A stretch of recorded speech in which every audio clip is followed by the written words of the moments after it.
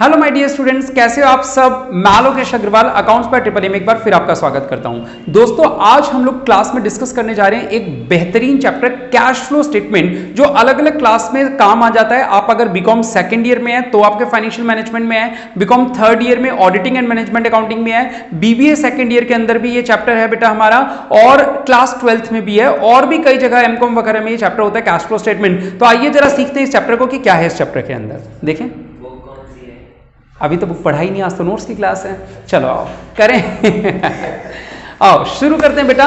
Cash flow statement, जैसा कि chapter के नाम से पता चल रहा है, कैश का फ्लो, पैसे के आने और जाने पे। फ्लो यानी आना और जाना, अगर इनफ्लो है तो प्लस करना है, आउटफ्लो है तो माइनस करना है, यही तो चैप्टर का कॉन्सेप्ट होगा। लेकिन इन्होंने चैप्टर को इतना आसान नहीं रहने दिया। कह रहे कि बिजनेस में बहुत तरह की एक्टिविटीज होती है, कई तरह की एक्टिविटीज से बिजनेस चलता है। तो कह रहे क्यों ना हम एक काम करें, बिजनेस की अलग अलग तरह की ट्रांजेक्शंस को डिवाइड कर दे 3 तरह की एक्टिविटीज में। कितनी तरह की एक्टिविटीज में? 3 तरह की। कुछ ऐसी एक्टिविटी जो केवल फाइनेंस से रिलेटेड हो, जो बिजनेस को चलाने के लिए पैसा लाया जाता है जहां से, उन्हें हम बोलते हैं फाइनेंसिंग एक्टिविटी। कुछ इन्वेस्टिंग एक्टिविटी, जो पैसा इन्वेस्ट करने से हो। हमारे पास बहुत सारा पैसा इकट्ठा हो गया बेटा, आपको पता है बोरे भरे पड़े हैं घर पे, है ना, तो उन पैसे को कहीं तो लगाएंगे, तो उस पैसे को जहां लगाएंगे उसे बोलते हैं इन्वेस्टिंग एक्टिविटी। ठीक है। और एक बिजनेस की day to day activities, day to day का मतलब जो बिजनेस के ऑपरेशन से रिलेटेड है, रोज जो खर्चे होते हैं, रोज जो चीजें चेंज होती हैं, रोज जो खरीदना बेचना होता है, उन चीजों से जो रिलेटेड है, वो सारी चीजें कहां आती हैं? हमारी ऑपरेटिंग एक्टिविटी के अंदर आती हैं। डन।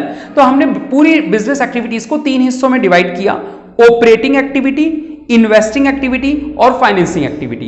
ये कैश फ्लो स्टेटमेंट में टोटल हम लोगों को, मैं आपको बताऊं, 24 आइटम में मैंने इसको डिवाइड किया। आप जब बुक के अंदर देखोगे तो आपको बहुत सारे आइटम प्लस माइनस करने होंगे, लगभग 40 से भी ज्यादा वो लिखवाएंगे। मैंने इनको कंसाइज करके 24, 4 का पढ़ा बेटा, 4 की टेबल आती है, 4 1 4 4। मैंने ऐसे 6 अलग अलग टॉपिक्स बनाए जहां पे केवल 4 आइटम सब में आपको याद करने हैं, और आपका ये पूरी कैश फ्लो स्टेटमेंट आपको याद हो जाएगी। ठीक है। तो आइए जरा देखते हैं कि कैश फ्लो स्टेटमेंट में कहां कहां क्या क्या आता है। आपको केवल 24 आइटम जो आज की क्लास में जाने से पहले याद भी हो जाएंगे यहीं पे, तो बस फोकस करके यहां पे सुनते रहिएगा कि क्या क्या चीजें होती हैं। बेटा सबसे पहले अगर मैं बात करूं कैश फ्लो स्टेटमेंट में,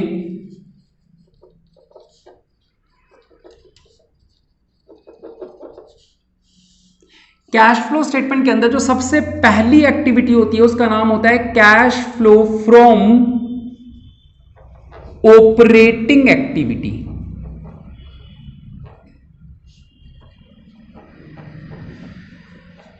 और दूसरी एक्टिविटी का नाम होता है cash flow from investing activity.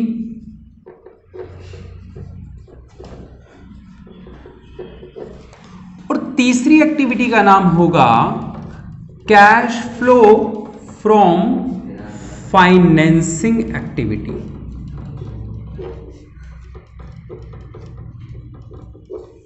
ठीक है बेटा, 3 तरह की एक्टिविटी है: ऑपरेटिंग एक्टिविटी, इन्वेस्टिंग एक्टिविटी और फाइनेंसिंग एक्टिविटी। ठीक है। अब ये 3 एक्टिविटी के बाद तीनों के जो आंसर आएंगे ए, बी और सी, उससे एक आंसर निकलेगा, उसको बोलेंगे नेट कैश फ्लो। क्या बोलेंगे उसको? Net cash flow. ये आंसर आएगा ए प्लस बी प्लस सी। इसके आंसर को ए, इसको बी, इसको सी, तीनों का टोटल करेंगे, वो पॉजिटिव या नेगेटिव कुछ भी आ सकता है। ठीक है। नेट कैश फ्लो वो आंसर आ जाएगा। इसमें हम ऐड करेंगे, क्या जोड़ेंगे बेटा? Opening balance. किस चीज का बोलो? Cash and cash equivalent. लिख दूं? कैश एंड कैश, हाँ बोलो, cash and cash equivalent. Equivalent का मतलब जो कैश के इक्वल हो, जिसे बैंक बोलते हैं। और एक वर्ड होता है करंट इन्वेस्टमेंट, मार्केटेबल सिक्योरिटीज के नाम से भी मिलता है, या अगर करंट इन्वेस्टमेंट की कोई वैल्यू मिलती है उसे भी हम क्या मानते हैं? कैश के इक्वल मानते हैं। करंट सिक्योरिटीज का मतलब, करंट इन्वेस्टमेंट का मतलब होता है जैसे शेयर मार्केट वगैरह में आपने पैसा इन्वेस्ट किया हुआ है, एक टिक करते ही आपके शेयर्स सोल्ड आउट हो जाते हैं, यानी वो कैश में कन्वर्ट हो जाते हैं, तो उसे भी मार्केटेबल सिक्योरिटीज को भी क्या बोलते हैं? हम कैश इक्विवेलेंट बोलते हैं। कैश इक्विवेलेंट में कैश, बैंक और मार्केटेबल सिक्योरिटीज यानी कि करंट इन्वेस्टमेंट आती है। ठीक है बेटा। जब इन दोनों का टोटल कर देंगे तो जो आंसर आएगा बेटा, वो आंसर हमारे closing balance of cash and cash equivalent से मैच होना चाहिए। मैच होना चाहिए यानी हमें हर सवाल में कैश फ्लो स्टेटमेंट में 2 साल की वैल्यूज गिवन होती है, एक ओपनिंग और एक क्लोजिंग गिवन होती है, प्रीवियस ईयर और करंट ईयर कह सकते हो। तो प्रीवियस ईयर वैल्यू को बोलेंगे ओपनिंग वैल्यू, वो यहां डाल देंगे, इन दोनों को जोड़ेंगे तो जो आंसर आना चाहिए वो वही होना चाहिए जो सवाल के अंदर क्लोजिंग बैलेंस का आंसर है। बताऊंगा जब सवाल करेंगे तब ज्यादा क्लैरिटी मिलेगी इस बारे में आपको। डन, ठीक है। अच्छा बेटा, अब हम लोग बात करने वाले हैं, मैंने आपको जैसा कि कहा इस चैप्टर के अंदर मैंने टोटल इसको 4-4 के टुकड़ों में बांटा है। 4-4 चीजें हम हर चीज में याद करेंगे, 4 यहां, 4 यहां, 4 यहां वर्किंग नोट और 4-4 यहां पे 3 बार अलग अलग जगह पे, ठीक है। फिलहाल आज अभी हम शुरू करने वाले हैं फाइनेंसिंग एक्टिविटी के बारे में चर्चा करते हैं। बेटा ध्यान से सुनना, अगर आप चैप्टर के कॉन्सेप्ट को ठीक से सुन लोगे ना, ट्रस्ट मी आपको सवाल करने में जरा सी भी दिक्कत नहीं आएगी। जो भी दिक्कत आती है ना बच्चों को, वो इसीलिए आती है कि आपने फर्स्ट 2 वीडियोस यानी जो सबसे पहले 2 कॉन्सेप्ट की क्लास है उस पर अगर आपने ध्यान नहीं दिया तो दिक्कत आएगी। अगर पहली 2 कॉन्सेप्ट की क्लासेस देख लोगे ना तो कोई भी प्रॉब्लम नहीं आने वाली। तो आज और कल की क्लास को सीरियसली समझ लो, फिर उसके बाद सारे सवाल यूं आपको लगेंगे, ठीक है। कोई माइनर प्रॉब्लम्स आए तो बात अलग है। देखो बेटा, फाइनेंस का मीनिंग समझ लो ना, मीनिंग समझ लो, इस चीज को गहराई तक डाल दो दिमाग में कि ये है क्या। सर फाइनेंस का मतलब है बिजनेस चलाने के लिए पैसा कहां से आया, यही तो बात है ना। बिजनेस चलाने के लिए पैसा कहां से आता है आप लोग बताओ। या तो हम इक्विटी शेयर इशू करते हैं, या प्रेफरेंस शेयर इशू करते हैं, या डिबेंचर इशू करते हैं, या बैंक से जाके लोन ले आते हैं। यही तो तरीका होता है बिजनेस चलाने के लिए फाइनेंस लाने का। फाइनेंस का मतलब क्या हुआ, बिजनेस चलाने के लिए पैसा आया कहां से। पैसा आता है या तो इक्विटी शेयर से, या प्रेफरेंस शेयर से, या डिबेंचर से, या फिर लोन से, और कोई तो सोर्स नहीं है ना बेटा। यानी ये पता चल गया कि इस एक्टिविटी में कौन से आइटम आते हैं। सर वो आइटम जो इक्विटी शेयर या प्रेफरेंस शेयर या डिबेंचर या लोन से जुड़े हुए हो, वो आइटम यहां पे आते हैं। अच्छा एक बात बताओ, मैंने शेयर इशू किए, पैसा आया या गया। डिबेंचर इशू किए, प्रेफरेंस शेयर इशू किए, लोन लिया। यानी अगर मैं कहूं कि मैंने issue of equity share capital या प्रेफरेंस शेयर कैपिटल या डिबेंचर, और मैं ये भी कह सकता हूं लोन टेकन, इसको इशू नहीं बोलूंगा, क्या बोलूंगा, लोन टेकन, लोन लिया। लोन इशू थोड़ी करते हैं, लोन टेकन, लोन लिया बैंक से। तो इन सब की वजह से क्या होता है बेटा, पैसा आता है, पॉजिटिव वैल्यू लिख दूंगा। अच्छा शेयर इशू करने को बोलते हैं कागज देके पैसे लेना। अगर 4-5 साल बाद मुझे डिबेंचर को कागज मंगवा के पैसे वापस लौटाने हो, उसको क्या बोलते हैं, रिडम्पशन। तुमने डिविडेंड बोला, डिविडेंड वो होता है लाभांश, हर साल जो शेयर होल्डर को दिया जाता है। बताऊंगा इसी टॉपिक में बताऊंगा। रिडम्पशन क्या होता है, उन शेयर या डिबेंचर के कागज को वापस मंगवा के पैसे वापस देना। इशू के उल्टे प्रोसेस को क्या बोलते हैं, रिडम्पशन। तो बेटा रिडम्पशन में पैसा आता है या जाता है, जाता है। चलो ठीक है बेटा, मैं यहां पे वर्ड लिख रहा हूं माइनस रिडम्पशन ऑफ, रिडम्पशन की स्पेलिंग थोड़ी लिखो, redemption of equity share capital, preference share capital या डिबेंचर। अच्छा लोन को रिडीम नहीं किया जाता, लोन रीपे होता है। लोन क्या होता है बेटा, रीपेड होता है। ये क्या हो जाएगा, माइनस। यहां टेक्निकली मैंने एक वर्ड गलत यूज किया है, इक्विटी शेयर कैपिटल के लिए रिडम्पशन वर्ड का यूज नहीं किया जाता, बायबैक का यूज किया जाता है। डिविडेंड कुछ और होता है, बताता हूं अभी, ठीक है। चलो कोई बात नहीं। इक्विटी शेयर को भी जो प्रोसेस तो वही है, यानी कागज मंगवा के पैसे देना, लेकिन इसको बोलते क्या है, बायबैक वर्ड है, टेक्निकल टर्म। बाकी प्रेफरेंस शेयर कैपिटल और डिबेंचर के लिए जो टर्म है वो वही है, redemption of preference share capital, redemption of debenture. लेकिन इक्विटी के लिए क्या बोलते हैं, buyback of equity shares. Loan तो रीपे होता है, लोन का बायबैक नहीं है, रिडम्पशन नहीं होता। लोन क्या होता है, रीपेड, अपन ने वापस चुका दिया। डन। चलो अब मेरी एक बात सुनना बेटा, ये जो डिबेंचर या लोन है, लोन पे बैंक से लोन लेके आए, लोन की किस्त हम चुकाएंगे या 5 साल 10 साल बाद लोन भी चुकाएंगे। हर साल हमें बैंक को बदले में क्या देना पड़ता है, इंटरेस्ट, ब्याज देना पड़ता है हमें। इंटरेस्ट जो है वो फाइनेंसिंग से रिलेटेड आइटम है। क्यों है, क्योंकि सर इंटरेस्ट किस पे दे रहे हैं, डिबेंचर पे या लोन पे। यानी जो चीज डिबेंचर या लोन से रिलेटेड है वो यहां आएगी। तो यहां बिल्कुल सही, यहां माइनस कर देंगे इंटरेस्ट, हाँ, ऑन डिबेंचर बोलो या लोन बोलो, दोनों में से किसी पे भी इंटरेस्ट हो, ये यहां पे माइनस हो जाएगा, हाँ या ना। अच्छा देखो, हाँ अब आ रहा हूं, इसीलिए मैंने बचा के रखा था लास्ट पॉइंट, क्योंकि चार चार चीजें पढ़ानी है, तीन पढ़ा दी तो चौथी चीज क्या है, पक्का डिविडेंड ही होगी। आओ देखो बेटा, कोई भी बंदा हमारी कंपनी में इन्वेस्ट क्यों करेगा? अगर उसने डिबेंचर दिए तो उसका मकसद क्या है कि बदले में उसको हमसे क्या मिले, हर साल ब्याज मिले। आप अगर मुझे पैसा उधार दे रहे हो तो आपका मतलब मकसद क्या होगा कि आपको ब्याज लेने मुझसे। लेकिन अगर कोई हमारी कंपनी के शेयर्स खरीद रहा है, शेयर का मतलब होता है कंपनी में हिस्सा, हाँ या ना, यानी कंपनी जो प्रॉफिट कमाएगी उसमें उसका हिस्सा होना चाहिए या उसको ब्याज मिलना चाहिए। जो कंपनी का शेयर होल्डर है वो कंपनी में जितने पैसा लगाए उस पर ब्याज लेगा आपसे या प्रॉफिट में हिस्सा लेगा?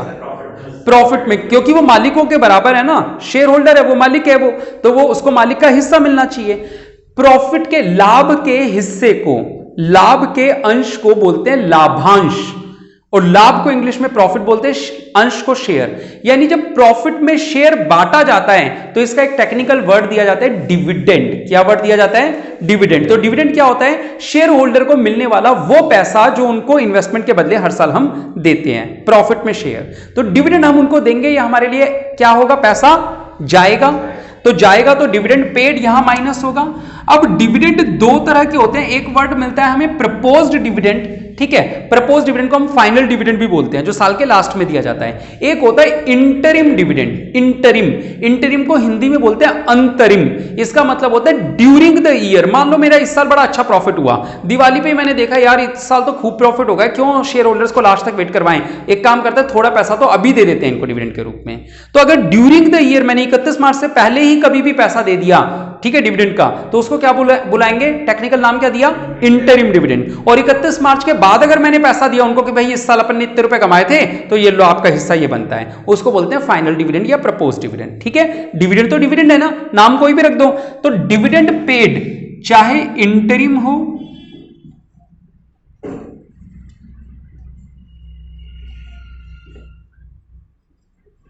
Dividend paid on equity share capital हो या प्रेफरेंस शेयर कैपिटल पे हो, दोनों को पे देते हैं अपन तो, ठीक है, डिविडेंड तो। और ये क्या बता रहा था मैं, डिविडेंड पेड ऑन इक्विटी और प्रेफरेंस, हाँ ये इंटरिम भी हो सकता है, फाइनल भी हो सकता है, कोई डाउट थोड़ी है। चाहे साल के लास्ट में दिया हो चाहे पहले दिया हो, आएगा तो फाइनेंसिंग एक्टिविटी में ही ना, नाम इसका कुछ भी रख दो, हाँ या ना। तो ये चार आइटम होते हैं हमारे जो फाइनेंसिंग एक्टिविटी से रिलेटेड होते हैं।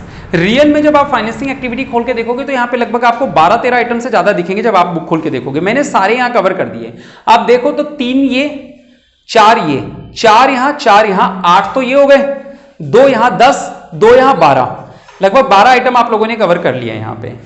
समझ में आ रहा है? कुल मिला के हमने नोटिस ये किया कि ये जो फाइनेंसिंग एक्टिविटी है ना बेटा, ये फाइनेंस से जुड़ी है, यानी equity share capital, preference share capital, debenture, loan, इनको इशू करने से पैसा आया, रिडीम करने से पैसा गया, और डिबेंचर और लोन पे क्या देते हैं अपन, इंटरेस्ट पे करते हैं, मिलता है या पे करते हैं, पे करते हैं, इसलिए माइनस हुआ। और इक्विटी शेयर और प्रेफरेंस शेयर वालों को बदले में क्या देते हैं, डिविडेंड, इसलिए ये माइनस हुआ। ठीक है, आया समझ? बताओ फाइनेंसिंग एक्टिविटी अच्छे से समझ आ गई या नहीं आई? अब इसमें एक दो बातें मैं छुट्टर पुट्टर और बता दूं, बाद में चाहे तो अलग से नोट्स में भी लिखवा दूंगा। बाई चांस हमने कोई शेयर प्रीमियम पे इशू किया, नीचे सिक्योरिटी प्रीमियम भी मिल गया, तो सिक्योरिटी प्रीमियम की वैल्यू इसी में जुड़ जाएगी। मान लो 1 लाख के शेयर इशू किए थे, 10% का प्रीमियम भी था, तो यहाँ पे 1 लाख लिखूंगा, 1,10,000 लिख दूंगा, 1,10,000। अच्छा, रिडम्पशन किया मैंने डिबेंचर का 10% प्रीमियम पे, 1 लाख के डिबेंचर रिडीम किए, तो केवल 1 लाख गए होंगे, 1,10,000 गए होंगे, या 90,000 गए होंगे?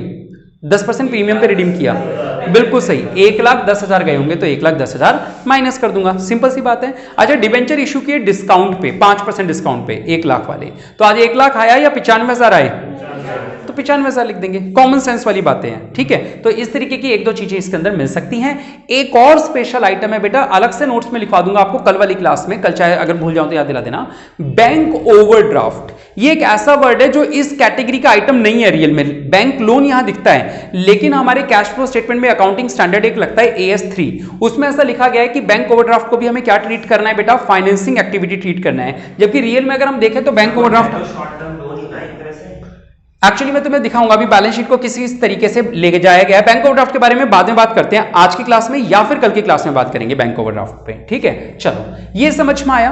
अब मैं आपको 4 और चीजें सिखाने जा रहा हूं, वो है इन्वेस्टिंग एक्टिविटी से रिलेटेड। देखो बेटा, यही तो था, हमारे पास पैसा कम था, हम फाइनेंस लेके आए। अब मैं कह रहा हूं हमारे पास बहुत पैसा था, उस पैसे को लगाएं कहां पे? आप एक दो नाम बताओ कि मेरे पास पैसा है या आपके पास पैसा है, तो आप उसे कहां लगाओगे? कहाँ? असेट्स। ये कह रहे बिल्डिंग खरीद लूंगा सर मैं कहीं पे, क्या करोगे कनिष्का? कपड़े खरीदने के अलावा कहाँ पे इन्वेस्ट ही तो कहाँ पे करें?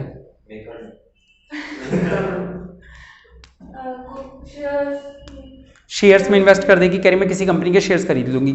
और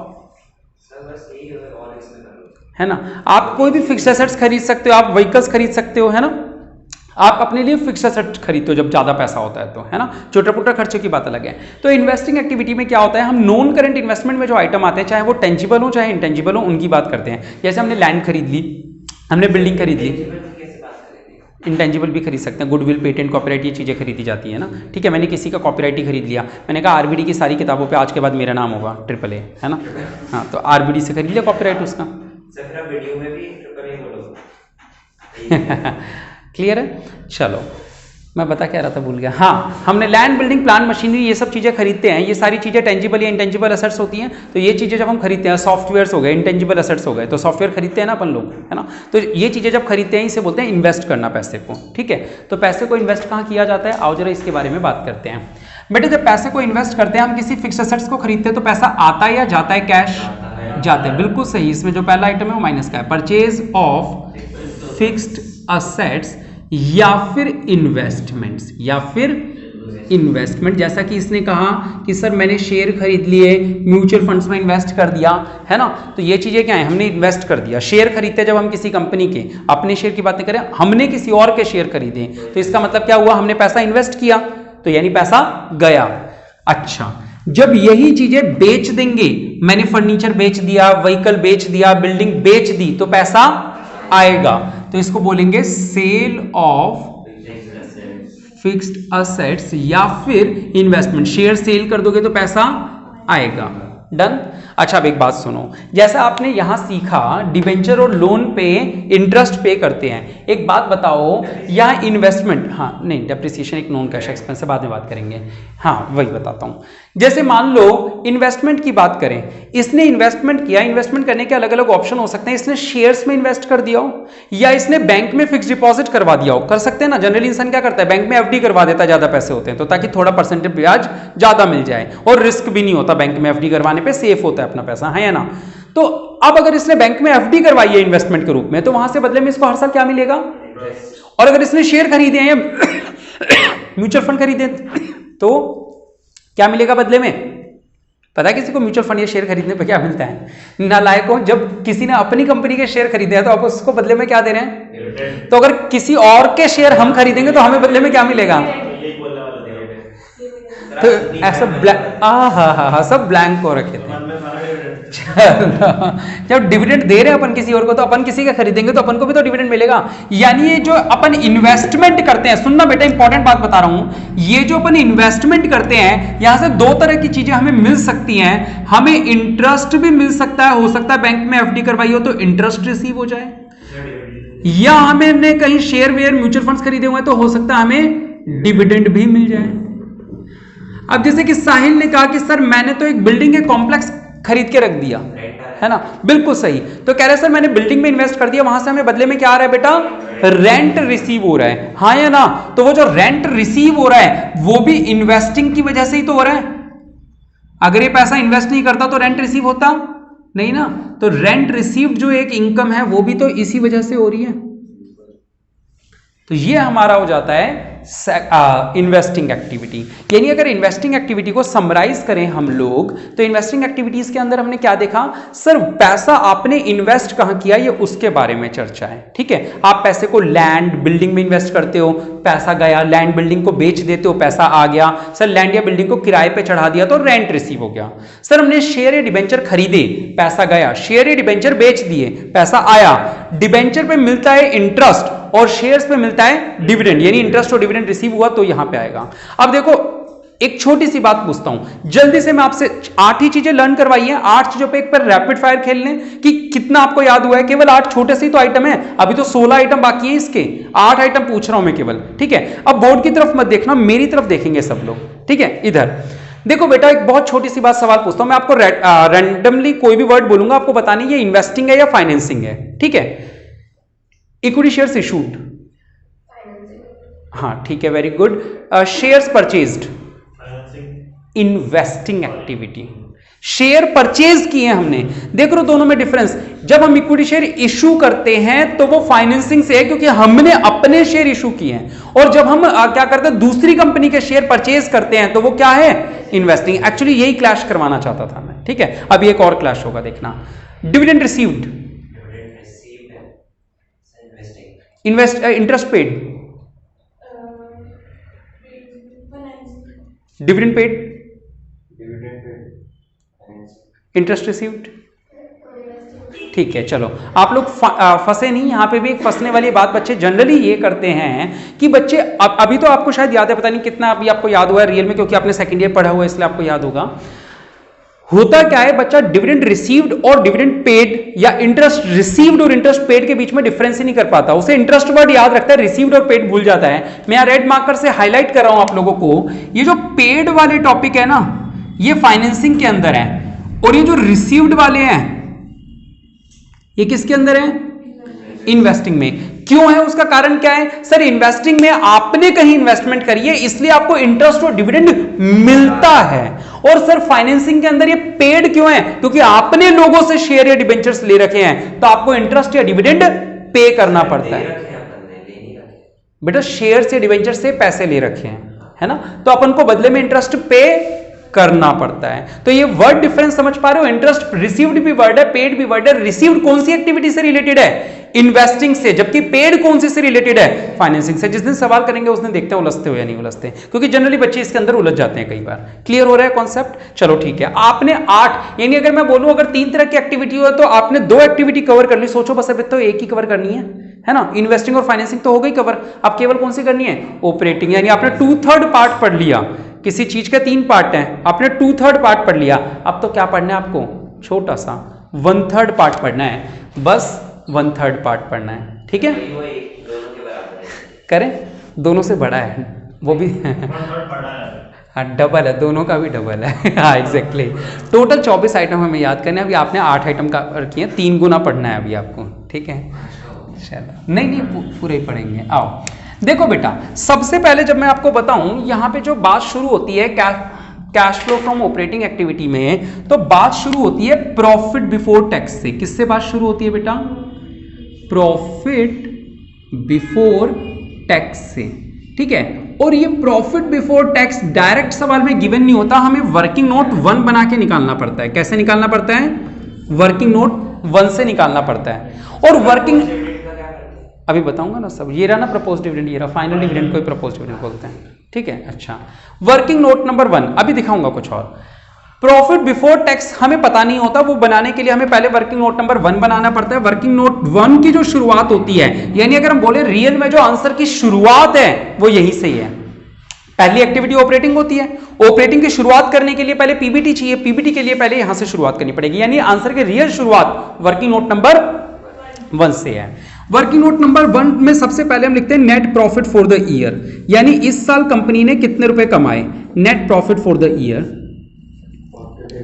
हाँ, इसे हम लोग प्रॉफिट आफ्टर टैक्स के नाम से भी जानते हैं। किस नाम से जानते हैं, प्रॉफिट। ये वैल्यू निकलती कैसे है, जैसे मैंने आपको पहले भी बोला, इस पूरे चैप्टर में 2-2 साल की वैल्यूज गिवन होती है हमेशा, एक ओपनिंग एक क्लोजिंग, या एक प्रीवियस ईयर एक करंट ईयर, ओपनिंग क्लोजिंग बोलो। तो हम हमेशा जो वैल्यूज निकालते हैं वो कैसे निकालते हैं, closing balance minus opening balance. यानी अगर मैं आपसे कहूं कि हमारा प्रॉफिट 50,000 से 60,000 हो गया, पिछले साल तक का टोटल 50,000 दिखा रखा है और इस साल का 60,000, यानी इस साल हमने कितने रुपए कमाए, 10,000। कैसे निकाला, 50 में से 60 किया या 60 में से 50, करंट ईयर यानी क्लोजिंग बैलेंस में से ओपनिंग बैलेंस प्रीवियस ईयर वाली माइनस की, 60 में से 50 माइनस किया। याद रखोगे पूरे कैश फ्लो स्टेटमेंट में यही करना होता है, नए साल की वैल्यूज में से पिछले साल की वैल्यू माइनस करते हैं, तो जो डिफरेंस आता है वो लिखते हैं। क्लियर है ये बात सभी को, साइल क्लियर है, ठीक है, तुम्हें याद है सारी चीजें, ठीक है। चलो आओ, ये था हमारा net profit for the year. अब net profit for the year में हमें 4 चीजें जोड़नी होंगी। बेटा कितनी चीजें ऐड करनी है, 4 चीजें जोड़नी, क्योंकि 4 चीजें सीख रहे हैं हम लोग, 1 2 3 4। तो जो आंसर आ जाएगा उसको हम बोलेंगे प्रॉफिट बिफोर टैक्स। यहां 4 चीजें जोड़ेंगे। अब ये जो प्रॉफिट बिफोर टैक्स आ जाएगा, यहां पर भी 4 चीजें जोड़नी है। कितनी चीजें, 4 चीजें। इन 4 चीजों की हेडिंग होती है नॉन ऑपरेटिंग एक्सपेंसेस, वैसे इसको नॉन ऑपरेटिंग एक्सपेंस या नॉन कैश एक्सपेंस भी बोलते हैं। आप केवल नॉन ऑपरेटिंग एक्सपेंस वर्ड याद रख लो। क्या याद रखना है अपन को? नॉन ऑपरेटिंग एक्सपेंस, जिसको बाद में जब मैं बोलूंगा तो एनओई के नाम से पुकारूंगा जब सवाल करेंगे। ठीक है, ध्यान रखने वाली बात यह है कि एक्सपेंसेस को माइनस नहीं करना है, एक्सपेंसेस को क्या करना है? प्लस करना है। ठीक है, कितने आइटम जुड़ेंगे बेटा इस हेडिंग के अंदर? Obviously 4 sir, 1 2 3 4। ठीक है, फिर हमें क्या करना है? 4 चीजें लेस करनी है, उनका नाम क्या होगा? Non operating income.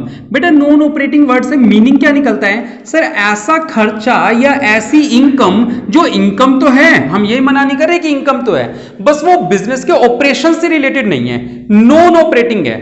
ठीक है सर, एक ऐसा एक्सपेंस जो एक्सपेंस तो है, हम मना नहीं कर रहे वो एक्सपेंस नहीं है, बस वो बिजनेस के डे टू डे एक्टिविटी से रिलेटेड नहीं है, वो नॉन ऑपरेटिंग है, यानी वो यहां पे मैटर नहीं करता, वो किसी और जगह मैटर करता है। वो इन्वेस्टिंग या फाइनेंसिंग से रिलेटेड एक्सपेंस है, ऑपरेटिंग से रिलेटेड नहीं है, इसलिए हम उसको प्लस कर रहे हैं। समझ रहे हो नॉन ऑपरेटिंग वर्ड का मीनिंग क्या है? देखो सवाल तो हम लोग कर ही लेंगे, हमें पता तो कि हम कर क्या रहे हैं। नॉन ऑपरेटिंग का मतलब है ऐसे खर्चे जो ऑपरेशन से रिलेटेड नहीं है, यानी वो इन्वेस्टिंग या फाइनेंसिंग से रिलेटेड है। नॉन ऑपरेटिंग इनकम ऐसी इनकम जो इनकम तो है लेकिन ऑपरेशन से रिलेटेड नहीं है, किससे रिलेटेड है? इनसे। इसमें भी कितनी चीजें माइनस करनी है हमें? 4। जब सवाल करेंगे तो मुश्किल से कोई एक आधी मिलेगी, वरना मिलती नहीं है 4 चीजें। ठीक है, यहां तक जब कर देंगे तो जरा सोचना, मैंने कहा सवाल शुरू कहां से हो रहा है? यहां से हो रहा है। 4 आइटम ये कर दिए, 4 आइटम ये कर दिए, 4 आइटम ये कर दिए, कितने हो गए टोटल? 12 आइटम। टोटल कितने पढ़ने हैं हमें? 24। बेटा 12 आइटम करने के बाद ये मान लो आप दिल्ली जयपुर हाईवे पे जा रहे हो, तो पूरा रास्ता एक ही बारी में कवर कर दोगे या मिडवे पे रुकोगे? मिडवे पे रुकोगे चाय पानी के लिए। तो 12 आइटम कवर करने के बाद आप थोड़ी सी सांस ले सकते हो। इस जगह को मैं बोलता हूं मिडवे। मैंने नाम निकाला हुआ है इसका बेटा मिडवे, रियल में इसका बड़ा सा नाम है। बड़ा सा नाम क्या है बेटा वो आपको बता देता हूं, बाद में मिडवे बुलाएंगे इसको। Net operating profit. कौन सा profit? Net operating profit before, हाँ वर्किंग, ऐसा लगता है कोई ऐसे लिख रहे हो, वर्किंग कैपिटल चेंजेस। ये एक वैल्यू का नाम है, net operating profit before working capital changes. ये इस मिडवे वाली जो वैल्यू निकली, मिडवे अपन बुलाएंगे बाद में जब लिखेंगे, इतना बड़ा तो लिखेंगे नहीं अपन, है ना, तो इसको क्या बोलेंगे? मिडवे निकल गया अपना, क्योंकि 12 आइटम। हाँ बोलो, चॉइस है आपकी। आओ, कितने मार्क्स लाने हैं? आओ, आ रही है बात समझ में आप लोगों को? ठीक है, अब ये मेन बात है 4 आइटम क्या है, जो 12 आइटम याद करने है कौन से? बेटा इनको याद करने की मैं आपको एक ट्रिक बताता हूं। इनमें जो 4 आइटम है ना, ये होंगे क्या?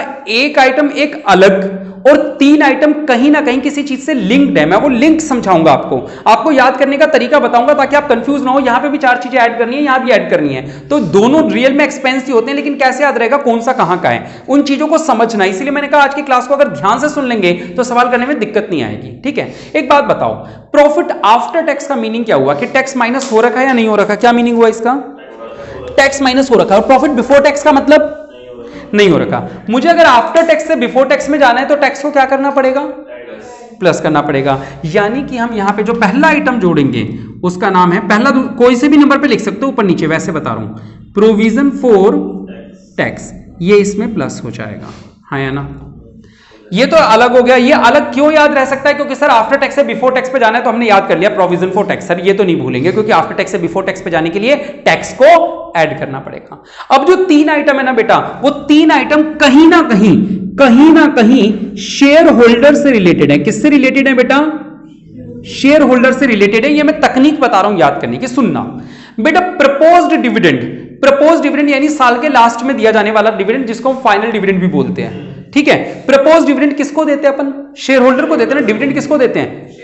इंटरिम डिविडेंड शेयर होल्डर को देते हैं। दोनों ही डिविडेंड है, दोनों ही शेयर होल्डर्स को देते हैं। तो चाहे यहां पे लिखो प्रपोज्ड डिविडेंड या फाइनल डिविडेंड वर्ड यूज करो, फाइनल डिविडेंड का ही नाम प्रपोज्ड डिविडेंड भी होता है। ठीक है, इंटरिम के ऑप्शन में वो लिख दूं क्या? प्रपोज्ड, ये लो। ठीक है, प्रपोज्ड डिविडेंड हो या इंटरिम डिविडेंड हो। क्या बेटा? बिल्कुल, तुम तो आज शुरू से बैठे हुए फिर भी ये पूछ रहे हो। मैंने इसका हिंदी अर्थ भी बताया था, अंतरिम। हाँ, मैंने पूरा बताया था आज ही की क्लास में कि 31 मार्च से पहले दिया हुआ कोई भी डिविडेंड इंटरिम होता है, कभी भी दिया हो, ठीक है। हो सकता है उस टाइम फोन चला रहे हो पबजी। चलो आओ, propose dividend, interim dividend, clear है, दोनों ही डिविडेंड शेयर होल्डर से रिलेटेड है। तीसरा आइटम है बेटा इसमें ट्रांसफर टू रिजर्व। क्या आइटम है बेटा? Transfer to reserve. एक बात बताओ, हमने जो भी पैसा कमाया सारा शेयर होल्डर में डिविडेंड के रूप में बांट देते हैं, या थोड़ा पैसा बचा के गुल्लक में भी रख देते हैं? रखते हैं ना। गुल्लक में जो पैसा ट्रांसफर किया वो उसमें भी हक किसका था? शेयर होल्डर का था। हमने बचा के गुल्लक में डाल दिया, किसी दिन गुल्लक तोड़ेंगे तो भी किसको मिलेगा?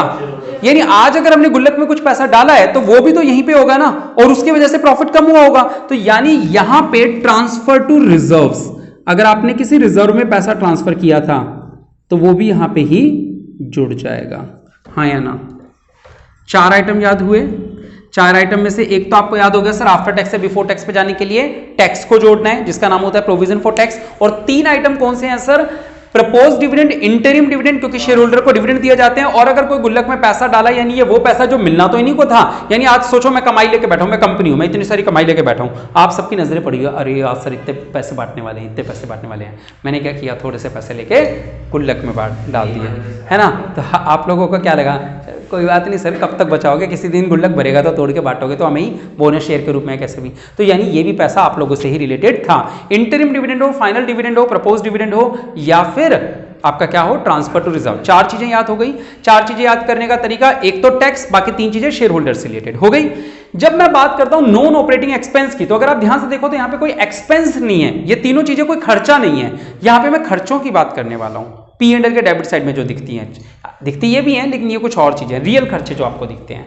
देखो बेटा, यहां पे भी मैं वही कहूंगा, एक अलग और बाकी 3 अलग। एक खर्चा जो है वो मैं बोलता हूं interest on debentures, interest on debenture, हाँ इंटरेस्ट पेड लिख देता हूं, चलो, इंटरेस्ट पेड ऑन डिबेंचर्स या लोन, ये प्लस हो जाएगा। बेटा मैंने आपसे पहले भी कहा, नॉन ऑपरेटिंग का मतलब एक ऐसा खर्चा, सर इंटरेस्ट पे करना खर्चा तो है, बिल्कुल सही है, लेकिन ये ऐसा खर्चा है जो कौन सी एक्टिविटी से रिलेटेड है? फाइनेंसिंग से। इसीलिए इस खर्चे को ऑपरेटिंग में जोड़ के फाइनेंसिंग में माइनस कर दिया जाता है। यानी ध्यान से देखो तो ये वाला जो खर्चा है ये फाइनेंसिंग एक्टिविटी में यहां तो प्लस हो रहा है, फाइनेंसिंग एक्टिविटी में क्या हो रहा है? माइनस। और ये यहां तो माइनस हो रहा है, नॉन ऑपरेटिंग एक्सपेंसेस में क्या हो रहा है? प्लस हो रहा है। एक ही खर्चे को 2 जगह दिखा रहे हैं हम लोग, क्यों? क्योंकि ऑपरेटिंग से हटा रहे हैं, हटाने का मतलब खर्चा माइनस था तो क्या कर दो? प्लस कर दो। और इसकी सही लोकेशन क्या है? क्योंकि सर ये डिबेंचर से रिलेटेड इंटरेस्ट है, तो कहां चले जाएगा? ये फाइनेंसिंग में चले जाएगा। समझ में आ रहा है? ये एक ऐसा आइटम है जो यहां से निकल के यहां चलेगा। उसी तरह अगर आप ध्यान से देखो तो ये इंटरिम डिविडेंड और ये वाले जो पॉइंट हैं ये फाइनेंसिंग एक्टिविटी में माइनस हो रहे हैं, और जबकि यहां पे ये वाली चीजें PAT के वर्किंग नोट में प्लस हो रही है। बाद में लिखाऊंगा वर्किंग नोट्स में सारी चीजें, कल की क्लास में ये बातें दोबारा बताऊंगा मैं, ठीक है? अच्छा सुनो, बताओ ये बात क्लियर हो गई? एक पॉइंट तो अलग से, बाकी 3 पॉइंट अगर आप देखो तो ये तीनों नॉन कैश एक्सपेंस होंगे। मैंने हेडिंग बताई, केवल नॉन ऑपरेटिंग नहीं होती, नॉन कैश एक्सपेंस भी होती है। यानी एक ऐसा खर्चा जो P&L के डेबिट में दिख रहा है लेकिन कैश गया ही नहीं पॉकेट से। अब पॉकेट से कैश ही नहीं गया तो माइनस क्यों रखा था? क्या करना चाहिए उसको? प्लस कर देना चाहिए, क्योंकि जब कैश गया ही नहीं तो कैश कम नहीं हुआ। सर ऐसा कौन सा खर्चा हो सकता है जो गया भी नहीं और खर्चा भी था? डेप्रिसिएशन, है ना? बेटा आप लोग इस चेयर पे बैठ रहे हो, इस चेयर को यूज कर रहे हो, इस चेयर को यूज करते करते घिस दिया, अब इसकी ये ब्लू वाली सीट टूट गई, है ना? क्या ये मेरा नुकसान है? हाँ या ना? ये मेरे P&L के डेबिट में डेप्रिसिएशन के नाम से दिख रहा होगा, हाँ या ना? क्या ये चेयर टूटने की वजह से मेरी पॉकेट से कैश गया क्या? नहीं ना, पॉकेट से कैश तो कोई नहीं गया। नुकसान हुआ था, बिल्कुल जायज है, लेकिन कैश नहीं गया, और हम बना रहे हैं कैश फ्लो स्टेटमेंट। यानी यहां पे हमें कैश में जो एक्सपेंस हुए वही माइनस करने थे। तो कोई ऐसा खर्चा जो कैश में नहीं गया था जैसे कि डेप्रिसिएशन, तो उसे क्या कर देना चाहिए? प्लस कर देना चाहिए। तो ये जो है डेप्रिसिएशन ऑन टेंजिबल असेट्स। बेटा मैंने यहां पे टेंजिबल वर्ड क्यों यूज किया है? डेप्रिसिएशन क्या होता है? डेप्रिसिएशन होता है फर्नीचर पे लगता है, बिल्डिंग पे लगता है, प्लांट पे लगता है, मशीनरी पे लगता है, इसे क्या बोलते हैं? डेप्रिसिएशन। जब टेंजिबल एसेट्स की वैल्यू कम करते हैं। बेटा जब इनटेंजिबल एसेट की वैल्यू कम करते हैं, जैसे कि goodwill, software, patent, trademark, copyright, तो इसे बोलते हैं राइट ऑफ करना। क्या बोलते हैं? गुडविल राइट ऑफ कर दिया, ऐसे बोलते हैं ना अपन लोग। रिटन ऑफ का नया नाम क्या आ चुका है आपको पता है? अमोर्टाइजेशन। जब आपने P&L पढ़ा होगा 12th में नया वाले डिजाइन का, तो वहां पढ़ा होगा एक word depreciation and amortisation. Tangible assets की वैल्यू कम करने को टेक्निकल नाम दिया गया डेप्रिसिएशन। इंटेंजिबल एसेट्स की वैल्यू कम करने को टेक्निकल नाम दिया गया अमोर्टाइजेशन। तो जैसे डेप्रिसिएशन यहां आ गया, वैसे क्या आएगा? Amortisation of intangible asset. इसको हम राइट ऑफ के नाम से याद रख सकते हैं। वर्ड क्या यूज करेंगे? Amortisation of intangible assets. जैसे गुडविल राइट ऑफ हो गई या, ठीक है, राइट ऑफ। आपके हिंट के लिए बता देता हूं, बताओ डाउट कोई? क्या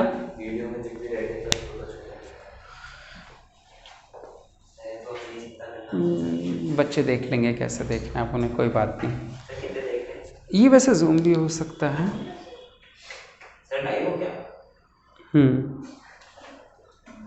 नहीं, जूम का ऑप्शन सेल्फी में अवेलेबल नहीं होता।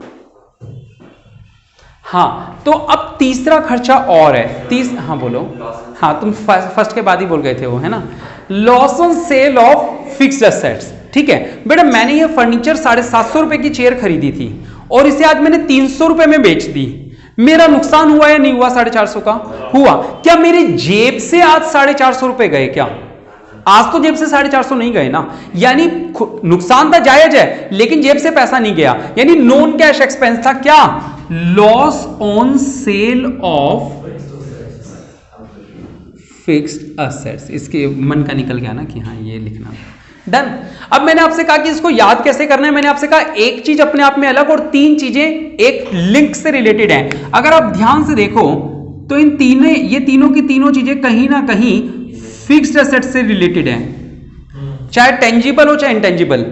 टेंजिबल पे डेप्रिसिएशन लगता है, इंटेंजिबल पे अमोर्टाइजेशन होता है, और टेंजिबल इंटेंजिबल को बेचने से जो लॉस हुआ वो लॉस होता है। ठीक है, ये तीनों चीजें कहीं ना कहीं जो रिलेटेड है वो किससे रिलेटेड है? असेट, फिक्स्ड एसेट से रिलेटेड। और ये चीजें शेयर होल्डर से रिलेटेड है। ये तीनों चीजें समझ पा रहे हो? शेयर होल्डर से रिलेटेड वाली यहां प्लस होंगी और जो फिक्स्ड एसेट से रिलेटेड वाले तीन खर्चे हैं वो यहां प्लस होंगे। धीरे धीरे याद करोगे तो याद हो जाएगा, एक साथ याद करोगे तो नहीं होगा। जैसे मैं आपको बंडल बंडल में सिखा रहा हूं, 4-4 का बंडल, तो आपको भी जब याद करना 4-4 के बंडल में ही याद करना घर पे। ठीक है, अच्छा 4 इनकम माइनस करनी है, ये बड़ी आसान है। चारों इनकम देखो बेटा, 4 में से 3 जैसा मैंने कहा कि एक ही घर से होती है, तो तीनों देखो ये रही, interest received, dividend received, rent received. ऐसी इनकम जो ऑपरेशन से रिलेटेड नहीं है, किसी और एक्टिविटी से रिलेटेड है, इन्वेस्टिंग से रिलेटेड है ना? यानी कि 3 इनकम यहां पे माइनस हो गई। कौन कौन सी बेटा? इंटरेस्ट रिसीव्ड, डिविडेंड रिसीव्ड और रेंट रिसीव्ड। ये 3 चीजें यहां पे माइनस हो गई। और ये तीनों चीजें बेटा किस चीज से रिलेटेड है? हमारी इन्वेस्टिंग एक्टिविटी से रिलेटेड है, हाँ या ना? इसे फाइनेंसिंग एक्टिविटी मत समझ लेना। समझ पाओगे ना? या लिखूं? ये रेड वाला जो है आपके केवल हिंट के लिए बता रहा हूं। इसको एफए का मतलब फाइनेंसिंग एक्टिविटी नहीं, ये फिक्स्ड एसेट्स है और ये क्या है बेटा? इन्वेस्टिंग एक्टिविटी है। क्लियर है? चलो ठीक है। एक आइटम अलग हटके होगा, वो क्या होगा? जब loss on sale of fixed asset plus होता है तो gain on sale of fixed assets या प्रॉफिट ऑन सेल क्या होगा? माइनस होगा। प्रॉफिट ऑन सेल ऑफ या इन्वेस्टमेंट, है ना?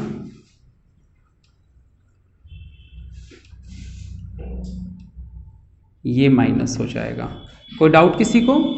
मिडवे आ चुका है। मिडवे का नाम है बेटा net operating profit before working capital changes. और वर्किंग कैपिटल क्या होता है हम सबको पता है, करंट एसेट और करंट लायबिलिटीज होता है ना? करंट एसेट और करंट लायबिलिटीज। बेटा इसके लिए एक बहुत अच्छी छोटी सी स्टोरी है, मैंने आप लोगों को पहले भी सुनाई होगी, लेकिन हाँ सुना रखी है ना वो लोकेश वाली, वो लोकेश के पड़ोसी दोस्त वाली। चलो कोई बात नहीं, मौका मिलेगा तो अगली क्लास में सुना दूंगा। आज एक बार सिंपल सा आपको बता देता हूं कि इसका ट्रीटमेंट क्या होता है। बेटा देखो ये जो असेट है ना, कैश जो है, कैश, इसका घर क्या होता है? कैश के घर का मतलब हुआ बेटा ये बैलेंस शीट है, ये असेट साइड है, ये लायबिलिटी साइड है। तो कैश का घर ये है ना। कैश खुद के घर में सीधा नहीं चलता, खुद के घर में बहुत बदमाश है, उल्टे तरीके से चलता है और पड़ोसी के घर में जाके सीधा बच्चा बन जाता है, बिल्कुल सीधा बच्चा।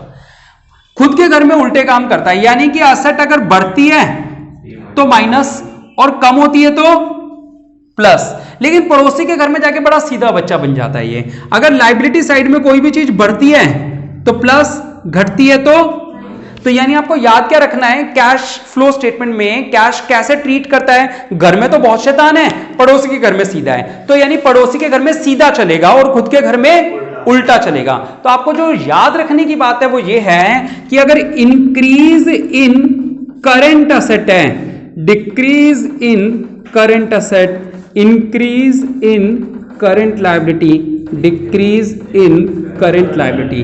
देखो इंक्रीज करंट असेट, खुद का घर है, खुद के घर में उल्टा चलेगा, प्लस हो रहा है तो बढ़ रहा है तो माइनस। करंट असेट डिक्रीज हो रहा है तो पड़ोसी का घर, करंट लायबिलिटी बढ़ेगा तो प्लस और घटेगा तो फाइनली जो आंसर आता है वो आंसर नहीं होता। फाइनली जो आंसर आता है वो अभी हमारा ए आंसर नहीं होता। हमारे घर में हमारे परिवारों में हमारे बड़े बुजुर्ग एक बात कहा करते हैं कि 12 कुछ नहीं करते, है ना।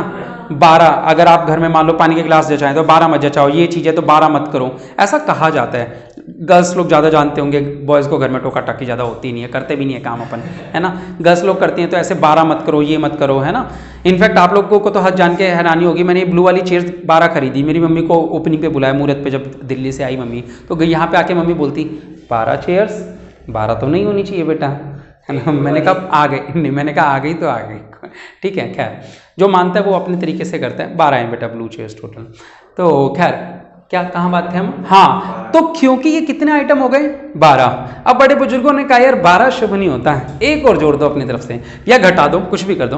तो उन्होंने कहा एक काम करो, यहाँ पे एक आइटम माइनस कर दो इस टोटल में से, वो है टैक्स पेड। क्या माइनस कर दो, टैक्स पेड। अलग से एक जगह बनाइए टैक्स पेड के लिए। ये टैक्स पेड यहां कहीं नहीं आ सकता। टैक्स पेड कहां आएगा, पूरा वर्किंग कैपिटल करने के बाद में नीचे अलग से आएगा। फिर जो आंसर आएगा उसको बोलेंगे, पॉजिटिव आया तो कैश इनफ्लो, नेगेटिव आया तो कैश यूज्ड। यहां पे भी बी पॉइंट आ जाएगा, इनफ्लो आउटफ्लो। यहां पे सी पॉइंट आ जाएगा, इनफ्लो आउटफ्लो। यहां हो जाएगा ए प्लस बी प्लस सी।